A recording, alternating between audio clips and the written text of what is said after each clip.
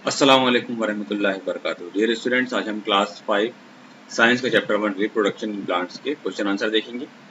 Give short answers. Question 1, what is germination of seed? Germination of seed क्या होता है? The process by which a seed produces a baby plant और seedling is called germination. ऐसी process जिसमें जो बीज होता है, सीड होती है, वो प्रोड्यूस करता है किसको? बेबी प्लांट को या सीडलिंग को। इसे जर्मिनेशन कहते हैं। Question number 2, how does ginger plant reproduce? अदरक का जो प्लांट है जिंजर प्लांट, वो कैसे रिप्रोड्यूस होता है? Ginger grows from the birds as ginger stem.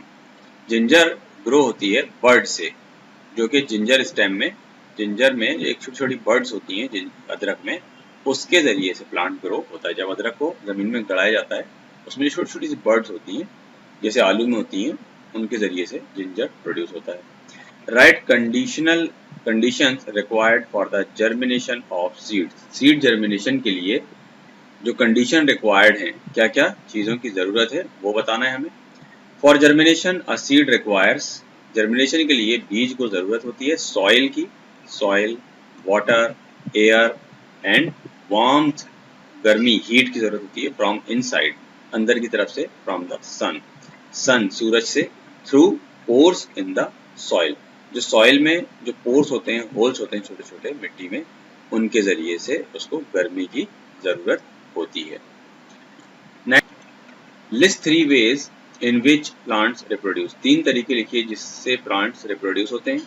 Plants reproduce through seeds, पहला जो है तरीका बीज के जरिए प्रोड्यूस होते हैं, सीड्स के थ्रू। दूसरा है स्पोर्स के जरिए, और तीसरा है अदर पार्ट्स जैसे कि रूट, स्टेम एंड लीव्स। इन ये 3 तरीकों से कोई भी प्लांट ग्रो होता है। नेक्स्ट है, why is dispersal of seed necessary? Dispersal of seed is necessary. Dispersal यानी फैलाव, जो है बीजों का फैलना। कुछ पेड़ पौधों के जो बीज हैं वो हवा के जरिए या दूसरी बहुत सारी चीजों के जरिए उड़ उड़ के दूसरी जगहों पर जाते हैं और वहां पर इस तरीके से वो प्लांट फैलते हैं, उसे डिस्पर्सल कहते हैं।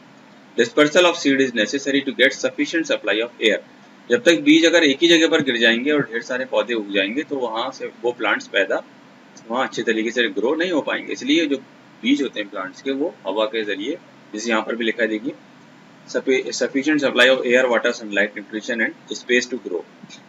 एयर यानी हवा की जरूरत होती है प्लांट्स को, वाटर की जरूरत होती है सनलाइट की और न्यूट्रिएंट्स की। अगर ये प्लांट दूर दूर उगेंगे तो इन्हें ये बराबर सप्लाई मिलेगी इन सब चीज़ों की इसलिए प्लांट्स डिस्पर्स हो जाते हैं। नेक्स्ट है, answer the following question. Name different parts of seed, support your answer with diagram. Different diagram, जो डिफरेंट पार्ट्स हैं बीज के, उसको हमें लिखना है और उसका हमें एक डायग्राम भी बनाना है। Different parts of a seed are seed coat. Seed के कौन कौन से पार्ट होते हैं? एक सीड कोट होता है उसमें, है ना, स्कर होता है, small hole and seed leaves और कॉटिलेडॉन्स, ये होते हैं। Draw a diagram as given on page 114 of the textbook. Textbook में आपके जो पेज नंबर 114 में डायग्राम दिया गया है, आपको उसको यहाँ पर इसके बाद आंसर लिखने के बाद बनाना है। Next, explain 3 main veg by which new plants can be grown. 3 खास तरीके लिखना है जिससे प्लांट ग्रो होते हैं, जैसे कि हमने ऊपर भी अभी देखा था, उसको हमें डिटेल में लिखना है थोड़ा सा। हम यहाँ पर लिखेंगे, flowering plants reproduce through seed. सबसे पहले किसके थ्रू रिप्रोड्यूस होते हैं प्लांट? सीड, बीज के जरिए।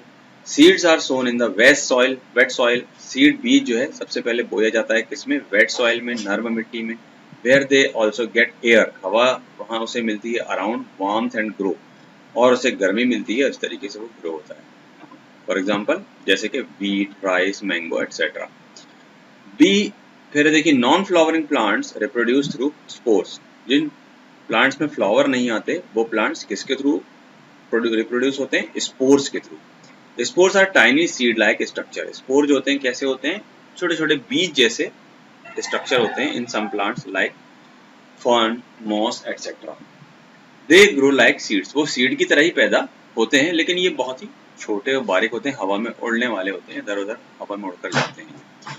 Next step is, some plants grow by burying their roots. कुछ प्लांट्स ऐसे होते हैं जो अपनी जड़ के जरिए से उगते हैं। स्टेम या लीव्स, अगर प्लांट्स की जड़ को जमीन में दबा दिया जाए, या स्टेम को, तने को, या उसकी पत्तियों को इन वेट सॉइल, गीली मिट्टी में, तो वो प्लांट उग जाते हैं। These parts of plants have stored food in them. और प्लांट्स की ये जो पार्ट्स हैं इनमें फूड स्टोर होता है to nourish the baby plant, baby plant को नरिश करने के लिए, उसको एनर्जी देने के लिए। नेक्स्ट है what are the various ways of dispersal of seed, बीज को फैलाने वाले तरीके कौन कौन से हैं। सीड डिस्पर्स थ्रू एक्सप्लोजन, सबसे पहले तो एक्सप्लोजन होता है कुछ प्लांट्स में, एक धमाका होता है, एक ब्लास्ट होता है। दूसरा जिस विंड है, हवा, हवा के जरिए बीज सीड डिस्पर्स हो जाते हैं। फिर एनिमल्स के थ्रू भी होते हैं ये, और वाटर के थ्रू भी होते हैं। Fruits of P and Poppy explode, जैसे कि पी यानी मटर जो होता है या पॉपी जो होता है, इसका जो फल है वो एक्सप्लोड होता है, ब्लास्ट होता है इसमें। व्हेन दे आर राइप, जब वो पक जाता है। एंड ड्राई टू स्कैटर, और जब वो सूख जाता है। Scatter the seed in all direction, सारे डायरेक्शंस में इसके बीज पर फैल जाते हैं, बगर जाते हैं। Animals and humans eat the pulp of the fruit, animal और ह्यूमन क्या करते हैं, फ्रूट जो होते हैं उनका गूदा पल्प खा लेते हैं। एंड सीड, और जो सीड होती है उसको फेंक देते हैं। Some seeds have hooks on spines, कुछ जो बीज होते हैं उनमें क्या होते हैं, हुक्स होते हैं या स्पाइन्स होते हैं, कांटे जैसे। Then stick to the bodies of animal, तो वो कांटे जो होते हैं वो एनिमल की बॉडीज में चिपक जाते हैं। एंड कैरीड अवे, और इस तरीके से वो दूर चले जाते हैं। Seeds like dandelion and cotton are light, dandelion और कॉटन जैसे जो प्लांट होते हैं, बीज होते हैं, ये बहुत ही हल्के, लाइट वेट होते हैं। एंड हैव विंग्स, इनमें छोटे छोटे पर होते हैं। और tufts of air, air tufts होते हैं to be blown by wind away, हवा के जरिए इन्हें उड़ाने के लिए, दूर तक ले जाने के लिए। Seeds like coconut and lotus are carried away by water, और जो कुछ प्लांट होते हैं जैसे कि कोकोनट और लोटस, ये पानी के जरिए एक जगह से दूसरी जगह पर ले जाए जाते हैं। नेक्स्ट क्वेश्चन है how can plants be protected against insect, disease and animals, plants को हम कैसे बचा सकते हैं इंसेक्ट से, डिजीज से और एनिमल से। Crops are protected from insects like grasshopper and pests, grasshopper या पेस्ट यानी चूहे वगैरह, like rats, by using insecticide and pesticide, चूहे या ग्रॉसहॉपर जैसे कीड़ों से बचाने के लिए हम इंसेक्टिसाइड्स का या पेस्टिसाइड का यूज कर सकते हैं।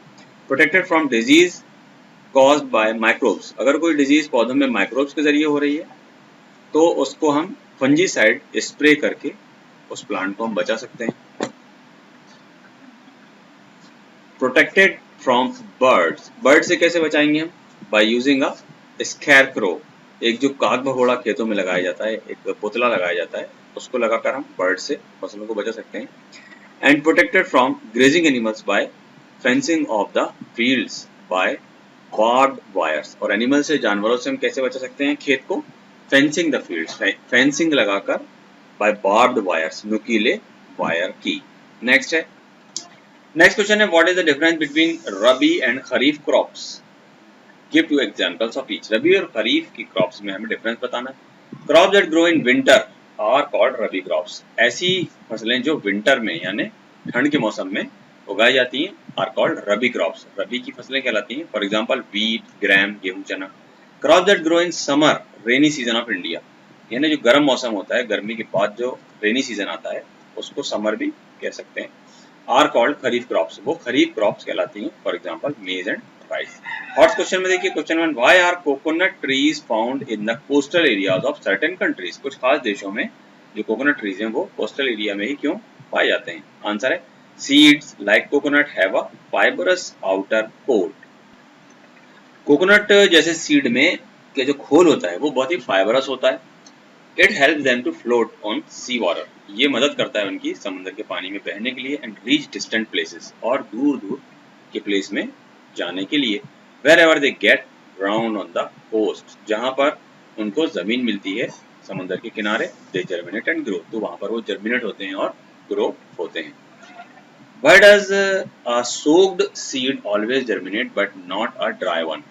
एक पानी में भिगाया हुआ soaked seed जो होता है वो germinate हो जाता है, लेकिन dry one, सूखा seed जो है वो germinate नहीं होता।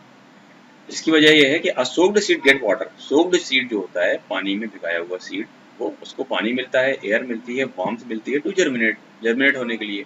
A dry seed does not get water. Dry seed जो होता है, सूखा बीज जो होता है उसे पानी नहीं मिलता है, so it does not germinate, तो वो जर्मिनेट नहीं होता। थ्रू इट में गेट एयर एंड वार्म, जबकि इसको एयर और वार्म तो मिलती है, एयर भी मिलती है, गर्मी भी मिलती है, लेकिन इससे पानी नहीं मिलता, और पानी जर्मिनेशन के लिए जरूरी है। इस तरीके से आपके क्वेश्चन आंसर कंप्लीट होते हैं। आगे एक्सरसाइज हम नेक्स्ट वीडियो में देखेंगे। अस्सलाम वालेकुम।